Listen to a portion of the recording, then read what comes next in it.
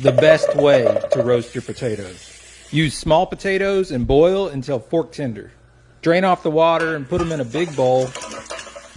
We're going to start with a generous amount of olive oil. You're going to do salt, pepper. We're going to go onion powder, garlic powder, crushed red pepper, fresh basil, fresh thyme. Get that all mixed together and dump it out on a lined baking sheet.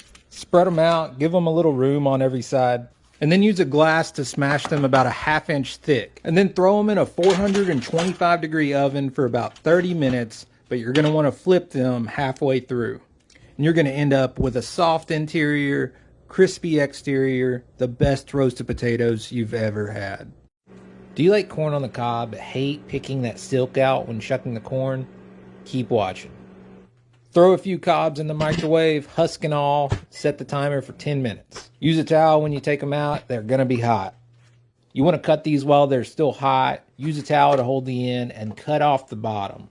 And then you're just going to squeeze out from the top, and that corn should slide out like butter with no silk, everything staying in the husk. Now, is that not a perfect corn on the cob? No silk to be seen. You can add some butter, eat it off the cob. You can put it on its end and cut it off. Do whatever makes you happy. Next level, ham and cheese sliders. Cut your bread in half, spray down your baking pan, and then put only the bottom half of that bread in the pan. And then we're going to start layering. I went heavy with the ham, but put as much as you want. Then a layer of cheddar, and then we went American cheese for that melt.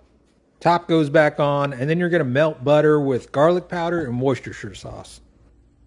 Brush a light coating of it on, but don't use it all. You're going to need more later. Wrap in foil, throw in a 350-degree oven for 20 minutes.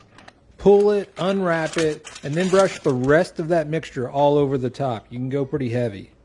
And then back in the oven for another 10 minutes. They should be golden brown, full of flavor. This is really one of those perfect weeknight dinners and something anyone can do.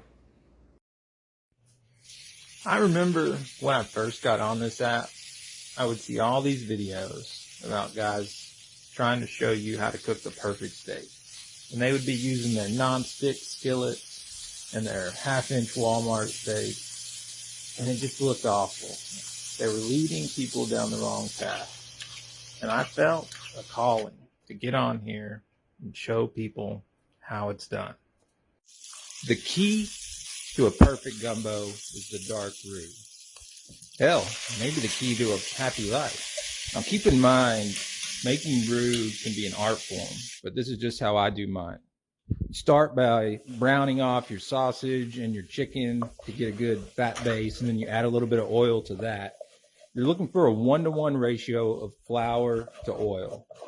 If you're new to making roux, I recommend you keep your heat on low to medium.